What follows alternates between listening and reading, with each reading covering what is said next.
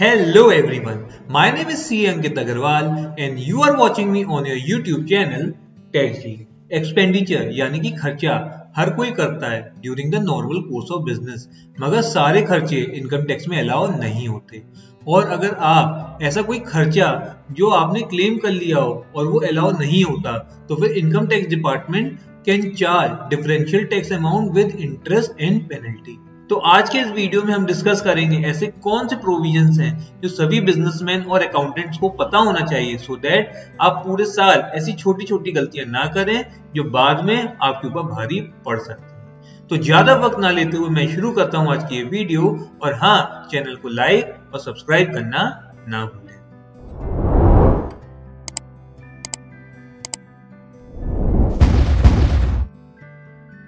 तो शुरू करते हैं। सबसे पहला provision before claiming any expenditure is that कि हमें पता होना चाहिए कि लॉ में ऐसा कोई एक्सप्रेस प्रोविजन या कंडीशन तो नहीं है जिसकी वजह से वो पर्टिकुलर खर्चा डिसअलाउ हो जाएगा, और अगर है तो आप उस पर्टिकुलर खर्चे का बेनिफिट नहीं ले सकते। Say for example, personal expenses can not be claimed as business expenditure, या फिर अगर आप proper maintenance of document like voucher, invoices for expenses incurred maintain नहीं करते हैं तो भी वो एक्सपेंस डिसअलाउ हो सकता है।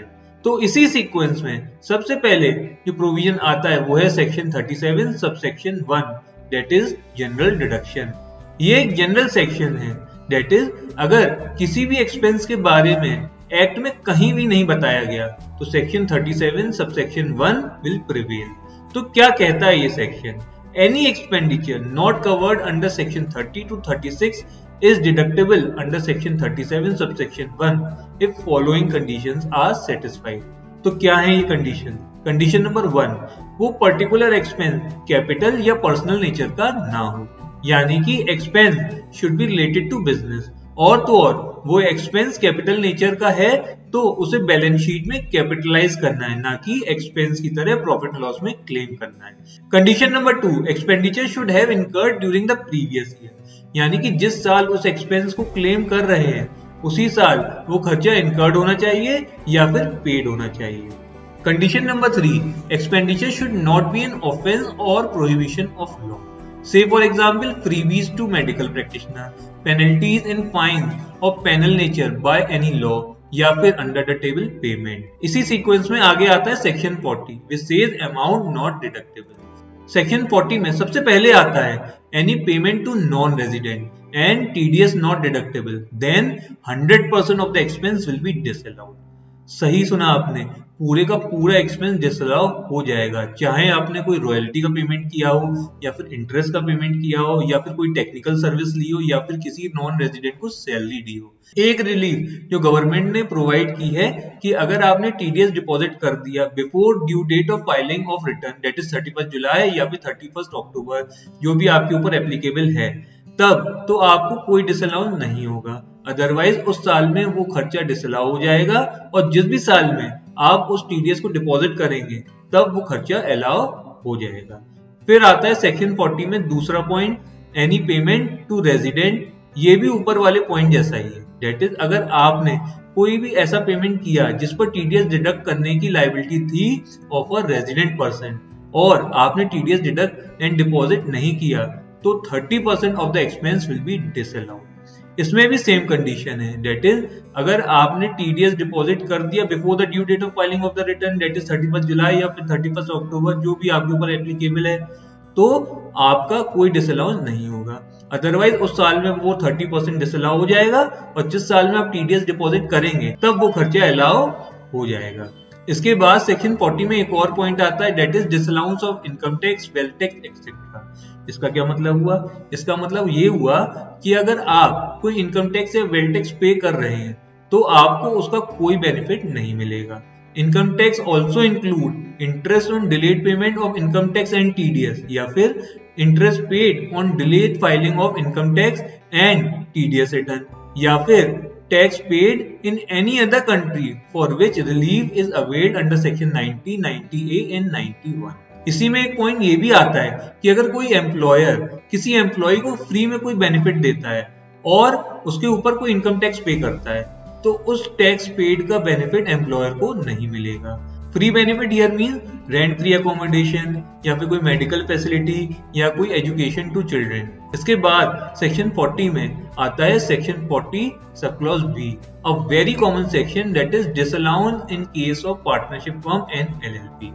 This section determines the maximum amount of remuneration and interest on capital paid to a partner under the Income Tax Act। यानी कि अगर आप एक वर्किंग पार्टनर हैं और डीड ने आपको ऑथराइज कर रखा है तो up to 3 lakh 90% of the book profit या फिर 1.5 लाख रुपए विच एवर इज हायर आप ले सकते हैं, and above 3 lakh 60% of the book profit आपको अलाउड है।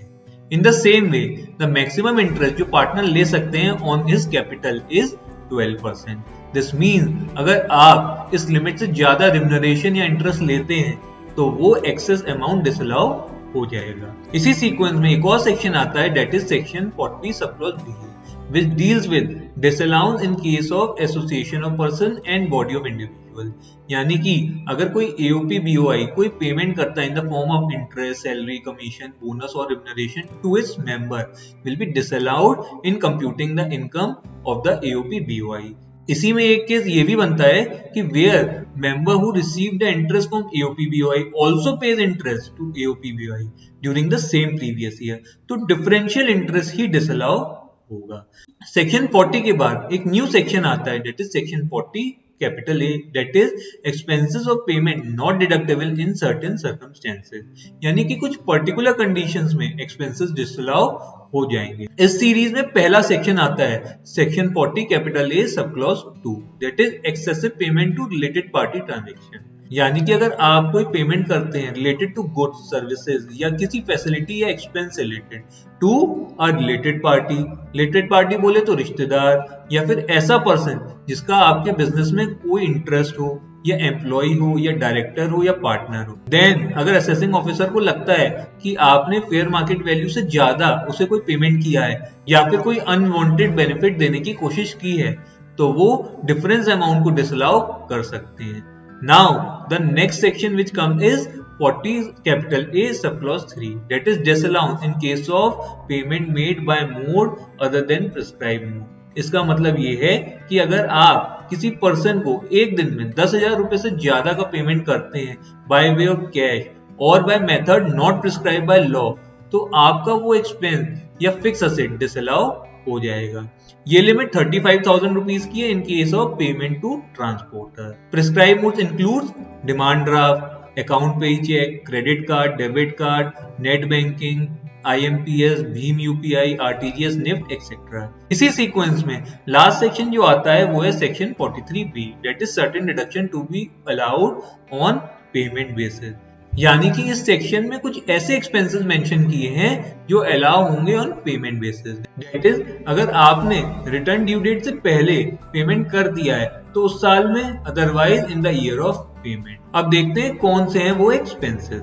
एनी टैक्स, ड्यूटी, सेस और फी अंडर एनी लॉ, या फिर एम्प्लॉयज कॉन्ट्रीब्यूशन और एम्प्लॉय बेनिफिट, या फिर बोनस और कमीशन टू एम्प्लॉयज, या फिर लीव एनकैशमेंट, या फिर interest on any loan, borrowing from public financial institution, schedule bank या फिर कोऑपरेटिव बैंक। इस साल इसमें एक और एंट्री ऐड हुई है that is any sum payable to registered MSME shall be payable within 45 days, else deduction allowed in the year of payment. So in the end, I would like to conclude that it shall be the duty of the assessee to claim the expenses which are allowable. If particular expense is disallowed, then such amount shall be treated as income and will be taxed at the rate of 30% plus interest and penalty. As a result, this becomes an additional burden for assessee. Therefore, it will be the duty of the assessee to comply with the provisions of the law and make sure that he can claim the expense. तो इस video को ज्यादा से ज्यादा share करें ताकि और लोगों को भी इसका बेनिफिट मिल सके। वीडियो को लाइक और चैनल को सब्सक्राइब करना ना भूलें। मैं फिर मिलूंगा एक और नई वीडियो के साथ। Till then, thank you and stay tuned.